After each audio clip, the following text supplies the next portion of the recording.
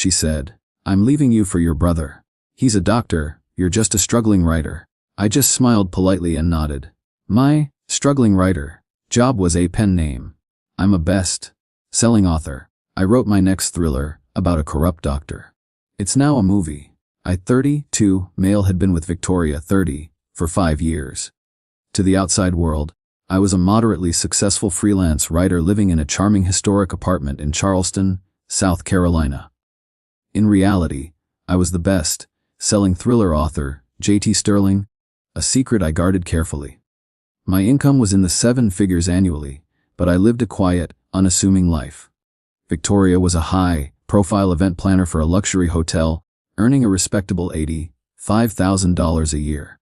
Our life, however, was lived on her terms, funded by my undeclared wealth. The apartment, the European car, the dinners at Husk and the Ordinary. It was all a stage for her social ambitions. My brother, Michael, 35, a successful plastic surgeon in the city, was the benchmark against whom I was constantly measured and found wanting. He was, in her eyes, the pinnacle of success. The major career opportunity that brought everything to a head wasn't a new job, but the culmination of my secret one. My agent called with incredible news. My latest novel, The Crimson Cipher, had been optioned by a major Hollywood studio. The deal was transformative. It included a $2 million payment for the film rights, an executive producer credit, and a hands-on consulting role for the screenplay. The only condition was that I had to relocate to Los Angeles for the 18-month duration of the production. That evening, I told Victoria, carefully framing it as a potential big break. I didn't reveal my pen name or the financial details. I simply said a small studio was interested in one of my stories and wanted me to help with the script. She barely looked up from her tablet, scrolling through photos from a gala she had planned. "A movie," she scoffed. "Thomas, that's cute, but you need to be realistic. It's probably some indie film that will never get made." She sighed, a sound of pure exasperation. "Michael just bought a 50-foot yacht. That's real success. You're over there playing with your little stories while real men are building empires." Update 1. I told Victoria I was going to explore the offer, a statement she interpreted as a fleeting fantasy. "Whatever you need to get out of your system, I suppose," she replied, her tone dismissive. While she planned her next high-society fundraiser, I was on conference calls with my agent, my lawyer, and the studio executives, finalizing the contracts. I quietly accepted their offer. The following weekend, we had dinner with some of her friends. Victoria recounted my news as a humorous anecdote. "Can you believe it? Thomas thinks he's moving to Hollywood to become a screenwriter," she announced to the table. The laughter was polite but condescending. Her best friend, a socialite named Clara, patted my arm sympathetically. "That's sweet, Thomas. It's good to have hobbies." I just smiled and said nothing, letting them believe their own narrative. While they were laughing at my expense, my private preparations were already in motion. My wealth management team, based in Los Angeles, began the process of acquiring a new residence for me. I chose a secluded, ultra-modern villa in the Hollywood Hills, a stunning property with an infinity pool overlooking the city.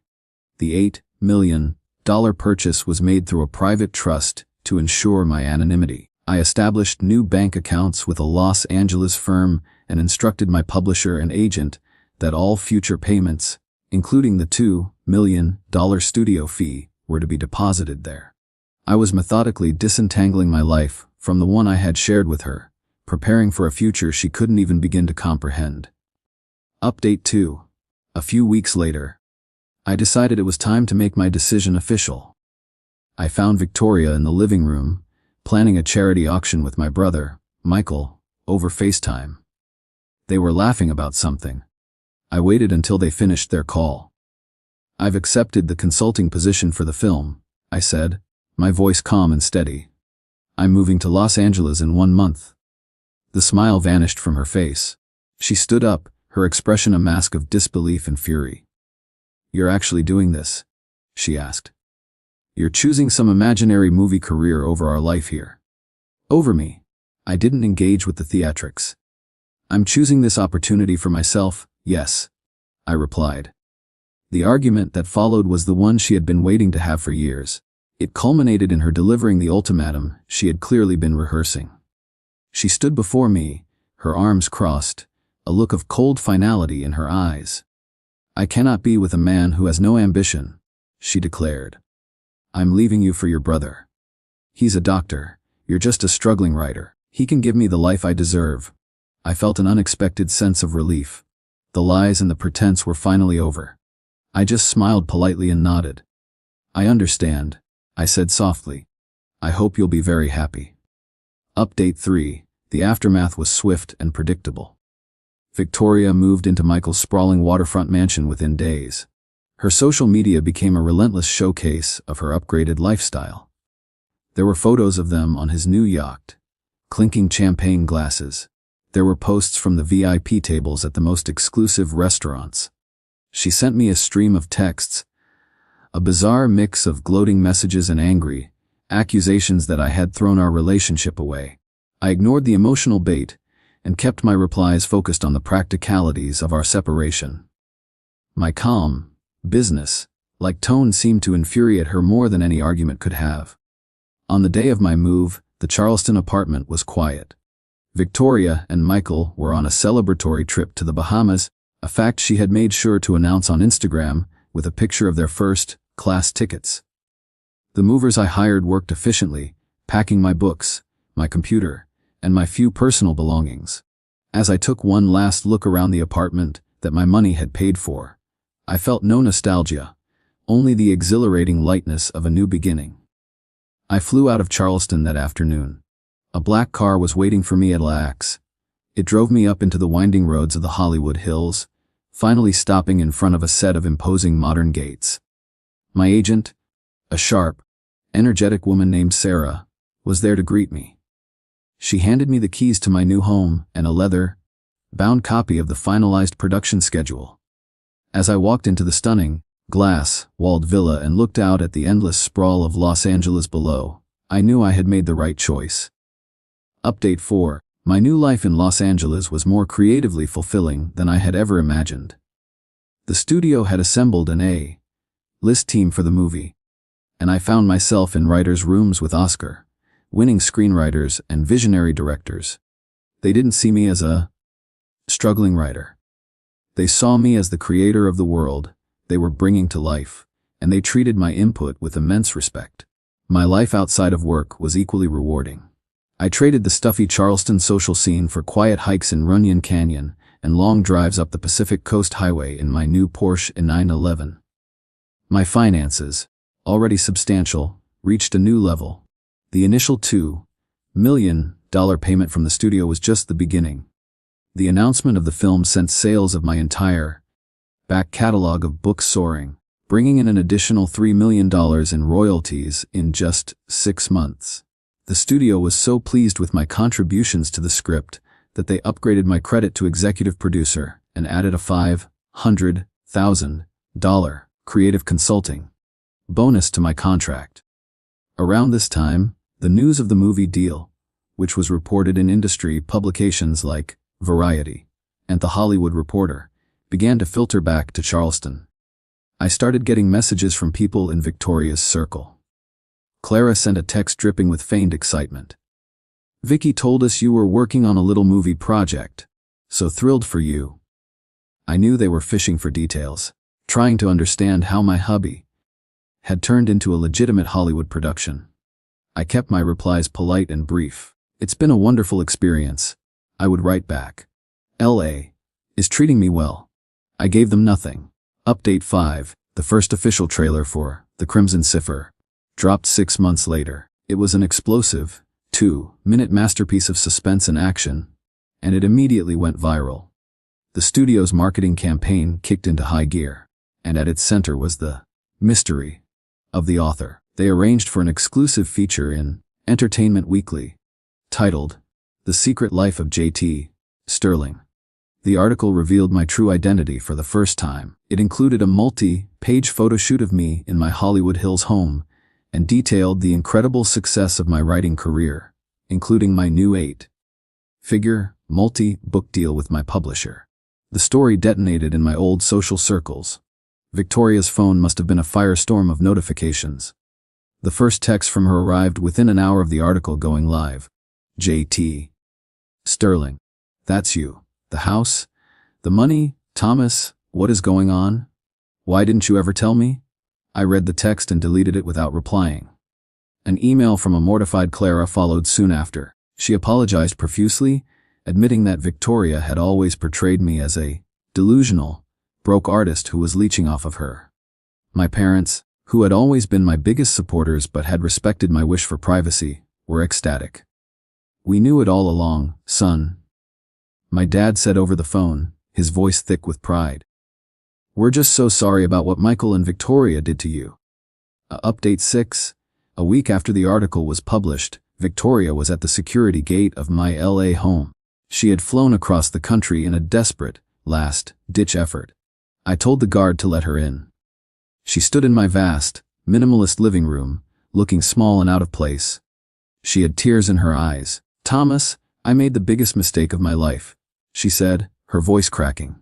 I see everything so clearly now. Michael, he's so superficial. It was always you. I was just blinded by all the wrong things. I listened to her speech, a performance of contrition that was as calculated as everything else she did. She spoke of how she had changed, how she had matured. I remember seeing a picture of you on my brother's yacht, I said calmly, cutting through her monologue. The caption was finally with a man who understands my worth. Was that before or after you called me a struggling writer in front of your friends? A flash of anger crossed her face, quickly replaced by a look of pleading. I was a fool? She insisted. I was wrong. Please, Thomas, let me come back. We can have this life together.